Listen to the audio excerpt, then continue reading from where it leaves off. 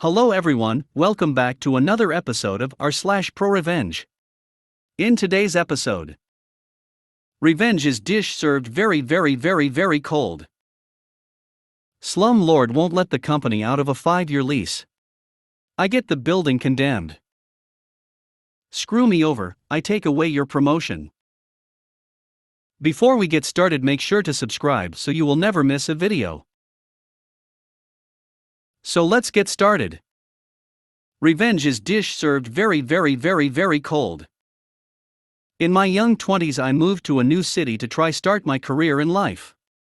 Money was very tight, but I was confident I would get things up and running. In my job search, I came across a promising opportunity at a small firm, the firm. Instead of offering me the job, the owner said he would like me to come in for 2 days and work. If it was fit, they would hire me, and if not, they would pay for the 2 days. Money was so tight at the time that I figured taking the bus to and from the job was a luxury I could not afford and walked an hour each way to get there. Money was very tight. I did good work both the days and worked very hard, but it was not a fit. The owner then tells me, I know we said we would pay you, but it's just too complicated to set you up for just 2 days, so you will just have to be happy you got the experience with us. The way he acted really rubbed me the wrong way. I was mad as I really needed the money, but as I was trying to find a job and I figured it was not in my best interest to make waves as word may get around I was difficult. I did, however, decide that someday, some way I would get my revenge on the owner. I did find a good job that led to great career. But I always kept tabs on the owner, looking for the time and place to get some revenge, and even a few times considered some more juvenile methods. Just short of 20 years passed, and now I was very senior in my chosen professional, but instead of working for a small firm, I was a leader in a very large national company that hired firms. As it turns out, we had a large contract come up that I was the lead executive on the procurement team in the area the firm operated in. Things have changed a bit over the years, but bidding on these contracts was at the firm's expense at the time back in the early 2000s. However, to safeguard them from wasting too much money, the bidding would be in stages. Well, sure enough, the owner and his firm put in an exploratory bid. They were not perfect for the job, but they could actually do it, so I assisted in them moving to the next stage, and the next stage, and then the final stage. The easiest thing I could have done was shut them down right away and got a bit of revenge, but they were qualified, so I did not do that. There was some risk to letting them go through to the end though. Though I was the lead, it was a team decision, and to be honest, if they had the best proposal despite my thirst for revenge, I would vote for them. The proposals and presentation came in, and luckily the other firm was a bit better, and we went with them. Normally the executive lead didn't deliver the bad news in the bid process, but I volunteered to take on the call, and that was my little dose of revenge. It was fun to call the owner, who had no idea we met 20 years ago, and tell him we were impressed with your proposal, but it is just not the right fit. I know you must be disappointed to not get the contract, but at least you got great exposure to our process. I know I should have used his own words from 20 years ago, but I could not bring myself to do it. The firm must have done about 200 hours of work on their proposal, so I figured that was payback for my 16 hours with 20 years of interest. Slumlord won't let the company out of a 5-year lease. I get the building condemned. To start, this is about the company I work for and a trip I took because I had to wire a building for a computer network because the building owner wouldn't. Backstory: our company was moving a remote site to a new building. As the IT guy for the company, I was asked to look at the new building and get network ports marked out. The landlord refused to put in any low voltage lines, and we got quotes, but they were thousands of dollars. Enter me, my car, and 4 boxes of Cat 6 plenum. It's about an 8-hour drive, and I was doing about 30 drops. Not a ton, but still, a few days' work in someplace that's already built up. And it's drop ceiling with insulation on top. Messy, itchy work. Story. Day 1. We get there Monday morning at the start of the month. It's actually a cool summer morning, and we're from further south, so no one notices the AC not working for about an hour. Slowly, the building begins heating up. It gets to 80 by noon, 85 at 3 p.m. The rooms with floor-to-ceiling windows are greenhouses. It's absolutely miserable. We've been told by the workers still on site that the leasing company was told there was no AC in our building 3 weeks ago. The other thing is there are still workers on site. The building isn't completed.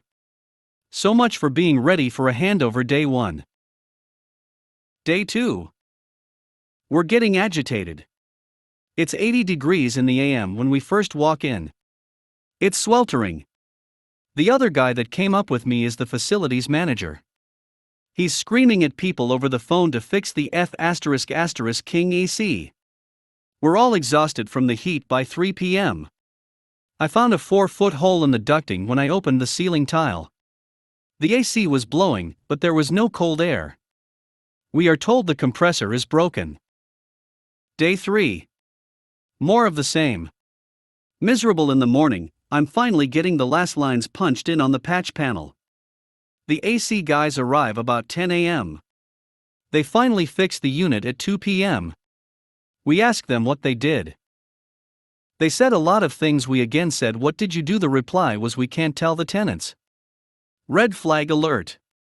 We contacted our realtor. She said she would look into what was done. She sends an email later that night that says they changed the refrigerant from our 22 to our 410A. I tell the facilities guy, "No way, dude. That's like putting gas in a diesel motor, they'd have to change out the entire system."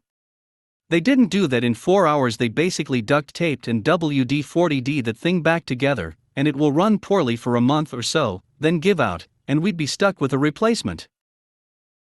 Day 4. Still no running water to some areas, still workers on site, the AC can't keep up with the noonday sun, and it still hits around 80 by the end of the day.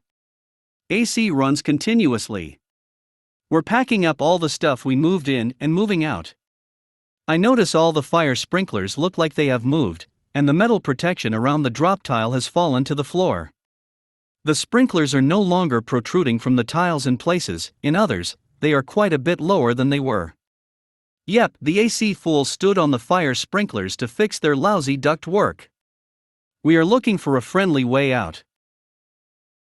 We contact the landlord and say, "You haven't delivered a finished building, we're moving out, the lease is broken." Landlord has a 36-page lease.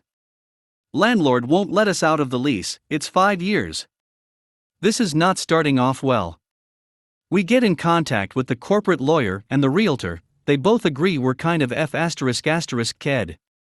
We are desperate for any way out. I start looking at the fire system. I used to run all kinds of low voltage lines, fire, security, etc. There is no fire panel in our portion of the building. No smoke detectors are hooked up to anything. More red flags. One of our employees that was moving the heavy gear says, "Oh yeah, I meant to mention, I never saw any building permits anywhere. Ding ding ding. They did this build out, including demolition, running new plumbing and power lines, and destroying the fire system without a city permit." Cue the call to city inspector's office. Day 5. I wasn't here for this part, but the facilities manager told me this. The city inspector pulled the permits for the building. There weren't any. He finds multiple violations of city code. Red tagged our area, removed the certificate of occupancy. When I told him to check the fire system like you said, he just goes, "Oh no, I have to make a call." He calls the fire marshal. Day 8. Fire marshals arrive on scene. Find no active alarm system in our portion of the building. Red tag. Find the sprinkler riser for the entire building in our area. No water pressure. Condemned the entire building. Basically, they wouldn't let us out of the building because we signed a lease, even though they never delivered a building in any semblance of working order. Called the building inspector, got them smoked, who then called the fire marshal, who condemned the entire building. They are still trying to fight us over it, but we're pushing for them not only refunding our deposit and the rent, which they have already done, but for all the time spent moving gear in and out, and all the wiring. Our lawyer says they don't have a leg to stand on, and he's happy for them to pay his fees as well. Screw me over, I take away your promotion. For 18 months I'd been working from home, as most of us had. From a work perspective, this has been great. I've been more productive than when I'm in the office, been able to work more flexible hours, and have saved a ton of money by not commuting. My workplace had an agreement that those working from home can do what hours they want, so long as we are able to answer urgent calls in core hours, and we get all our work done. Fair enough as far as I'm concerned. For 16 months this worked great, as above. Then over a few weekends I had to clear out of the house and talk pictures of all the items that are in good condition, but we no longer want, with a view to giving it away to whoever wants it. One day when I'm working from home I take my lunch break, make a quick sandwich and post the items that I'm giving away on one of those local Facebook free pages. I didn't know it at the time, but one of the managers called Shambles henceforth from my work was also signed up to that page, and he saw my post. He then took it upon himself to go to the owner of the company and tell him that I was slacking off and posting on Facebook during work hours. For context, this wasn't my boss, who was super chill so long as everything was done on time, nor was the complaint to my boss, but to the owner of the company. We're a big business, so there's a lot of people in the chain of command between me and the owner.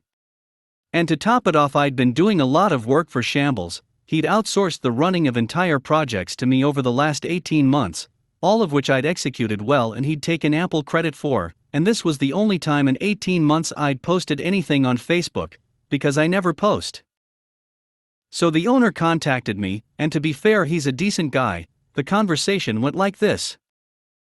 Owner, I've been told you're posting on Facebook during work hours. Just be smart about it, it doesn't look good when colleagues see it. Me completely understand, just so you know I posted that during my lunch break. Owner, I was told you were posting at noon. The company lunch break is usually 1 to 2. Me, I did, but that's because when I'm home working I always take my lunch 12 to 1. Owner, okay, I don't have an issue with that, just keep your head down. Like I said, a decent guy.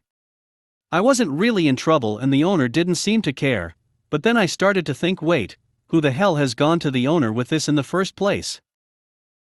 Long story short, a co-worker, who was working on site that day, heard on the grapevine that Shambles had been ching to the owner about me, and how I'm always on social media when I should be working.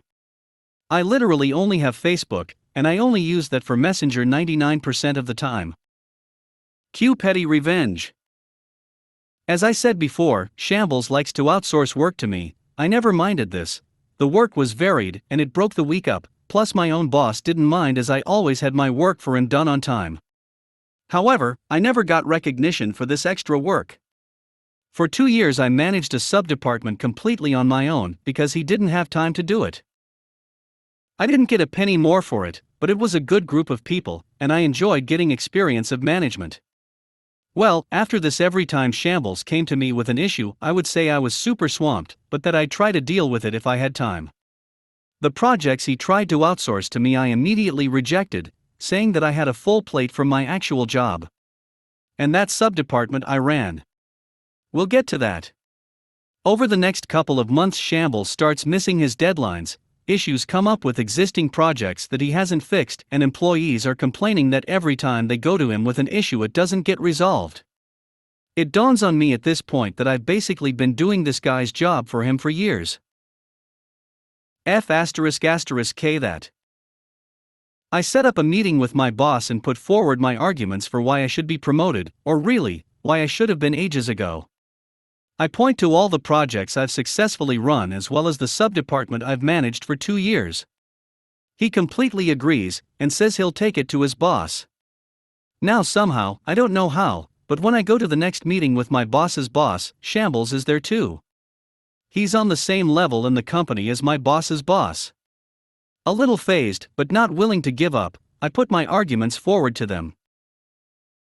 Shambles lets me finish, then proceeds to tell me that I don't know enough about our work to manage, I don't have the required people skills, and then he tells me, and this is verbatim. Besides, people here don't respect you. They respect me. I know I'm a good manager. If you really think about it, you know you wouldn't be. I forget what else was said after that, but I was completely destroyed. Boss's boss comes up to me afterwards and tells me that Shambks is AD***K, but unfortunately he's got the approval of the higher-ups, so what he says has too much sway for him to go against him. I tell boss's boss that if that's the way it is, I'm going to look for other employment. He sighs and says I don't blame you. Cue ProRevenge.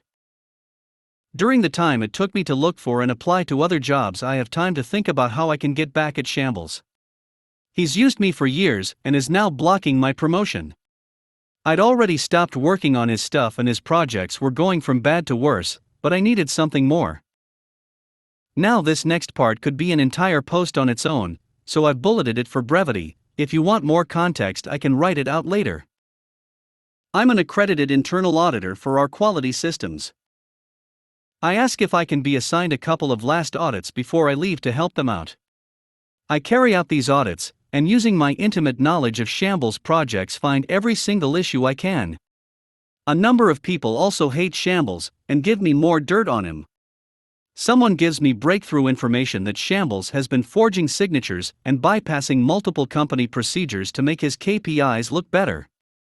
I write up the report with tons of evidence attached and send it off. The report gets flagged at the highest level because of what it shows. Shambles gets dragged over the coals. I wish I could say this story ends with the Shambles getting fired and having to sell his body on the street for scraps, but obviously using all the connections he has, he keeps his job. I later found out though that he was due a massive promotion, as in, catapulted to the top of the company, running whole divisions kind of thing.